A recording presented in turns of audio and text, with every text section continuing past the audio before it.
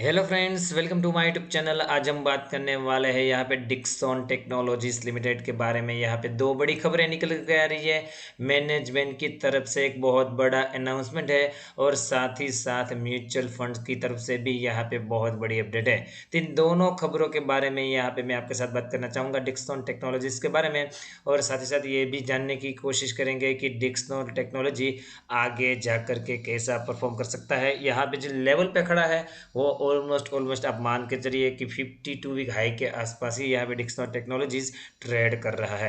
तो क्या यहाँ से फिर से ऊपर जाने की संभावना है या तो फिर नीचे गिरेगा?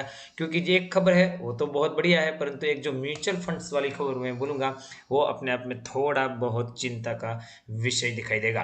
तो इस वीडियो के साथ आपको पूरा पूरा जुड़े रहना है। वीडियो अच्छा लगा हो तो लाइक का बटन भी दबाना है और मेरी चैनल पे नए हो तो जरूर से जरूर सब्सक्राइब भी करना है। सबसे पहले बात स्टार्ट करेंगे यहाँ पे क्लोजिंग के साथ कि क्लोजिंग कैसी रही थी फ्राइडे को, मतलब कि कल 4,550 रुपये पे क्लोजिंग 36 रुपये 40 पैसे डाउन 0.8% की यहाँ पे मामूली गिरावट हमें देखने को मिली थी। कारोबार की डिटेल पे आपके साथ बात करना चाहूँगा, इसके लिए मैं आपको एनएससी की वेबसाइट पे लेके जाना चाहूँगा।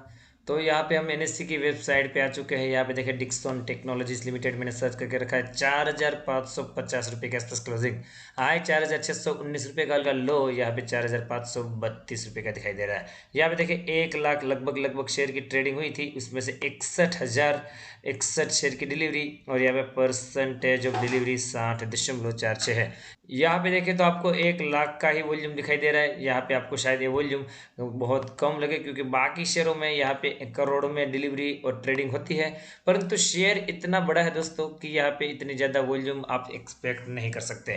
तो 1 लाख शेयर की भले ट्रेडिंग हुई है परंतु यहाँ पे डिलीवरी देखोगे तो 61,000 की हुई है, मतलब कि परसेंटेज ऑफ डिलीवरी देखो तो लगभग 61% के आसपास की है। तो धमाकेदार यहाँ पे कारोबार की सिचुएशन नजर आ रही है। तो दो खबरें थी जिसके बारे में आपको बात करना चाहूंगा। सबसे पहले मैं थोड़ा बहुत फंडामेंटल के बारे में आपके साथ बात करना चाहूंगा। सबसे पहले देखें तो हाल फिलहाल में यहाँ पे सिचुएशन कैसी रही है। बेशक यहाँ पे आपको पता ही होना चाहिए कि एक बहुत बड़ा मल्टी बिगर स्टॉक है, क्योंकि 2 साल के रिटर्न देखो, क्योंकि इससे पूरा तो लिस्टिंग है ही नहीं। तो 2 साल में 932% के रिटर्न, एक ही साल में पैसा 3 गुना कर दिया है। 198% के रिटर्न, 6 महीने में भी धमाकेदार रिटर्न 61%। 3 महीने में देखें तो 17% के आसपास के रिटर्न, एक महीने में 1.5% के रिटर्न। एक वीक से हालांकि थोड़ा बहुत वीक दिखाई दे रहा है, 2% के आसपास की गिरावट नजर आ रही है। डिक्सन टेक्नोलॉजी की बात करें तो आपको पता होना चाहिए कि डिक्सन टेक्नोलॉजी एक कंज्यूमर ड्यूरेबल में काम करती है, मतलब कि इलेक्ट्रॉनिक्स कंपोनेंट में काम करती है, जिसका हेड ऑफिस मतलब कि प्लांट भी और हेड ऑफिस दोनों नोएडा में है। यहाँ पे मार्केट कैप की बात करें तो लार्ज कैप कंपनी है, 26,635 करोड़ का मार्केट कैप है। ईपीएस देखे तो 27.28। पी रेशियो देखोगे तो डेफिनेटली आपको बहुत ज्यादा महंगा लगेगा। 166 का पी, इंडस्ट्री की पी 106। तो ऐसा नहीं है कि बहुत ज्यादा हाई वैल्यूएशन पे है, क्योंकि इंडस्ट्री में दूसरे भी स्टॉक है वो भी 100 के आसपास की पी के आसपास ही यहाँ पे ट्रेड करते हुए नजर आ रहे हैं। प्राइस टू बुक वैल्यू की बात करें तो 36 के आसपास का दिखाई दे रहा है। मैं आपको सीधा शेयर होल्डिंग पैटर्न पे भी ध्यान देना चाहूंगा कि शेयर होल्डिंग पैटर्न हालांकि 2021 तीसरे महीने की है। यहाँ पे प्रमोटर के पास 35% की होल्डिंग, एफआई के पास लगभग 20.57% की, और डीआईए ने थोड़ी बहुत हिस्सेदारी घटाई है जो कि मैं आपको आगे बताऊंगा भी। तो क्वार्टर 4 में भी हिस्सेदारी घटाई है और क्वार्टर 1 का भी डाटा आपके सामने प्रेजेंट करना चाहूंगा, जिससे आपको एक बात का अलर्ट रहेगा। यहाँ पे देखिए क्वार्टर 3 में 15.23% की डीआई की हिस्सेदारी थी, जो कि घट करके अभी 11.85% की है। और यहाँ पे नॉन इंस्टीट्यूशन जिसमें रिटेल भी आ गया है, उसने यहाँ पे हिस्सेदारी बढ़ाई है 32.55। अभी जो चौंकाने वाला जून का डाटा है वो आपके सामने प्रेजेंट करना चाहूंगा। यहाँ पे म्यूचुअल फंड की होल्डिंग, यहाँ पे आपको जून का लेटेस्ट डाटा प्रेजेंट करना चाहूंगा। तो म्यूचुअल फंड का डाटा देखो तो दोस्तों कुछ म्यूचुअल फंड ऐसे भी है जिसने यहाँ पे अपनी हिस्सेदारी में कोई भी चेंजेस नहीं किया, परंतु मेजोरिटी ऑफ म्यूचुअल फंड देखोगे तो यहाँ पे हिस्सेदारी वो घटाते हुए नजर आ रहा है। निप्पॉन इंडिया वैल्यू फंड की बात करें तो उसने 8.66% की हिस्सेदारी घटाई। ICICI prudential long term equity की बात करें तो 9.5% के आसपास की हिस्सेदारी घटाई। और भी आपको आगे बताना चाहूंगा, मैं थोड़ा स्क्रॉल डाउन करके इसको नीचे लेकर के आना चाहूंगा।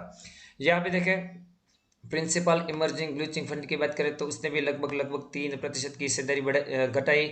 यहाँ पे L N T emerging business fund की बात करें तो 13.50% की हिस्सेदारी घटाई। कोटल स्मॉल कैप की बात करें तो 20.40% की हिस्सेदारी घटाई। ICC prudential small cap fund की बात करें तो 13.70% की हिस्सेदारी घटाई। तो आप यहाँ पे क्या देख रहे हो कि मेजोरिटी ऑफ म्यूचुअल फंड मतलब कि डीआईए अपनी हिस्सेदारी घटाते हुए नजर आ रहे हैं। और भी थोड़ा स्क्रॉल डाउन करूंगा और भी आगे डाटा है वो आपके सामने प्रेजेंट करना चाहूंगा। यहाँ पे टाटा फ्लेक्सी का फंड की बात करें तो 6.5%, टाटा इंडिया कंज्यूमर फंड की बात करें तो 4% के आसपास उसने भी हिस्सेदारी घटाई है। हाँ, कुछ ऐसे भी फंड है जिसने हिस्सेदारी बढ़ाई भी है। एडलवाइज मिड कैप फंड की बात करें तो 11% उसने बढ़ाया, और निप्पॉन इंडिया रिटायरमेंट फंड की बात करें तो 25% की हिस्सेदारी उन्होंने बढ़ाई है। ये मैं डाटा बात कर रहा हूँ जून मंथ की, मंथ ऑन मंथ यहाँ पे हम कंपेरिजन कर रहे हैं। नीचे और लेकर के आना चाहूंगा। नीचे टाटा रिटायरमेंट सेविंग फंड की बात करें तो 6%, और Edelweiss recently listed IPO fund की बात करें तो 23.86% की हिस्सेदारी उन्होंने भी घटाई है। तो आप मान करके चलिए 90% ऑफ म्यूचुअल फंड है जिन्होंने यहाँ पे हिस्सेदारी घटाई है। हाँ, कुछ है जिसने यहाँ पे हिस्सेदारी फ्लैट रखी है, मतलब कि ना तो बढ़ाई है ना तो घटाई है, और 5% ही ऐसे है म्यूचुअल फंड है जिन्होंने कुछ यहाँ पे परसेंटेज में हिस्सेदारी बढ़ाई है। तो कहीं ना कहीं यहाँ से एक अलर्ट लेने की हमें जरूरत है, क्योंकि मोस्ट ऑफली जो डीआईएस है वो अभी डिक्सन में अपना माल हल्का करते हुए नजर आ रहे हैं। अभी मैनेजमेंट की तरफ से एक तगड़ा यहाँ पे अनाउंसमेंट किया गया है जिसके ऊपर आपके ध्यान लगाना चाहूंगा। मैंने वो पीडीएफ फाइल डाउनलोड करी है बीएससी की वेबसाइट पे, यहाँ पे देख सकते हो डिक्सन टेक्नोलॉजीज लिमिटेड। यहाँ पे मैं थोड़ा स्क्रॉल डाउन करके नीचे आपको बताने की कोशिश करूंगा कि मैनेजमेंट की तरफ से कौन सी अनाउंसमेंट नजर आई है। तो यहाँ पे देखिए मैनेजमेंट की तरफ से जो अनाउंसमेंट किया गया है वो फाइनेंशियल रिजल्ट की तारीख यहाँ पे बीएससी को फाइल सबमिट करके बताई गई है। यहाँ पे जो फाइनेंशियल रिजल्ट आने वाला है Q1 की बात कर रहा हूँ, तो जो फाइनेंशियल रिजल्ट की तारीख यहाँ पे बताई गई है वो 27 जुलाई मतलब कि मंगलवार को यहाँ पे Q1 का धमाका डिक्सन में देखने को मिल सकता है। तो आपको पहले ही यहाँ पे तैयारियां करनी है, क्योंकि किसी भी कंपनी में क्वार्टर के नंबर आते हैं तो स्टॉक ज़्यादा वोलेटाइल हो जाता है।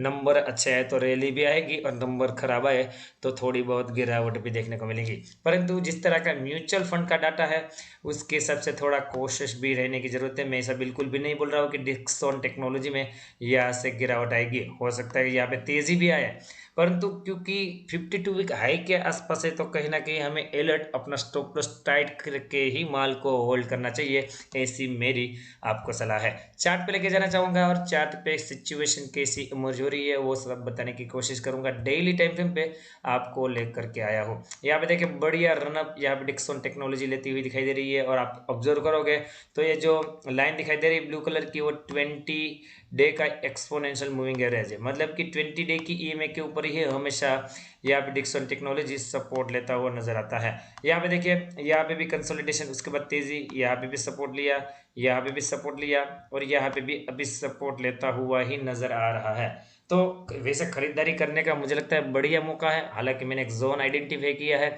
कि 4430 से लेके 4370 के बीच का जोन है, वहां पे खरीदारी का बढ़िया मौका हो सकता है। यहाँ से बाउंस बैक भी संभव, क्योंकि यहाँ पे एक स्ट्रॉन्ग सपोर्ट जोन है। हाँ, आप चाहो तो यहाँ पे 20 डे के एक्सपोनेंशियल मूविंग एवरेज का भी अभी सपोर्ट ले रहा है, तो वहां पे भी खरीदारी कर सकते हो। परंतु सेफ खरीदारी तभी होगी दोस्तों जब ये 4730 से लेकर के 4670 के बीच का एक जोन है उसको वो क्लियर करेगा। यहाँ पे मेरा मेरा ऐसा मानना है कि 4730 के ऊपर जब सस्टेन होता है तभी आपको खरीदारी का मौका ढूंढना चाहिए, वरना थोड़ा रिस्की हो सकता है। अदरवाइज आपको अगर करंट मार्केट प्राइस में भी खरीदारी करते हो तो आपको थोड़ा नीचे स्टॉप लॉस रखना पड़ेगा 4370 रुपये के आसपास का, फिर यहाँ पे आप माल बिल्कुल होल्ड कर सकते हो। अगर ये लेवल टूटता है दोस्तों तो नेक्स्ट सपोर्ट जोन दिखाई दे रहा है वो 4100 लेके 4150 के बीच के एक जोन है, वहां पे भी आया तो आप बिल्कुल खरीदारी करके चल सकते हो। दोस्तों कंपनी एकदम बढ़िया है, मल्टी बैगर स्टॉक है, फंडामेंटल एकदम धांसू है, इसमें कोई भी बात नहीं है। क्योंकि 52 वीक हाई के आसपास चल रहा है तो आपको कोशिश के साथ ही यहाँ पे खरीदारी करनी चाहिए, ऐसी मेरी आपको राय होगी। बाकी मर्जी दोस्तों आपकी ही चलेगी। यहाँ पे बात करूँ आरएसए का लेवल की तो 55 के ऊपर का है, तो आरएसए का लेवल अभी भी स्ट्रॉन्ग इनफ मजबूत दिखाई दे रहा है। तो दोस्तों मैं चाहूँगा इन लेवलों को आप वॉच आउट करिए, उसके बाद अपनी स्टडी कंडक्ट करिए, उसके बाद ही यहाँ पे कोई पोजीशन बनाने की कोशिश कीजिए। और मैं जैसे हमेशा बताता हूँ कि जिस किसी ने ज़रूरत हमें अकाउंट ओपन नहीं किया है या तो फिर करवाना चाहता है, वो यहाँ पे मेरी दी गई लिंक से बिल्कुल account open free of cost कर सकते हो। अगर आप मेरी दी गई लिंक से ज़रूरत हमें अकाउंट ओपन करते हो तो मेरी तरफ से आपको एडिशनल हेल्प मिलेगी। यहाँ पे मेरा व्हाट्सअप नंबर और टेलीग्राम नंबर आपको दिया जाएगा, जिसके तहत आप कभी भी यहाँ पे अपने कोई भी पर्सनल ट्रेड को मेरे साथ यहाँ पे डिस्कशन कर सकते हो। आई होप कि वीडियो आपको अच्छा लगा होगा। वीडियो अच्छा लगा हो तो लाइक का बटन बिल्कुल दबाइए। मिलते हैं अगले एक और वीडियो के साथ, तब तक के लिए thank you again for watching this video.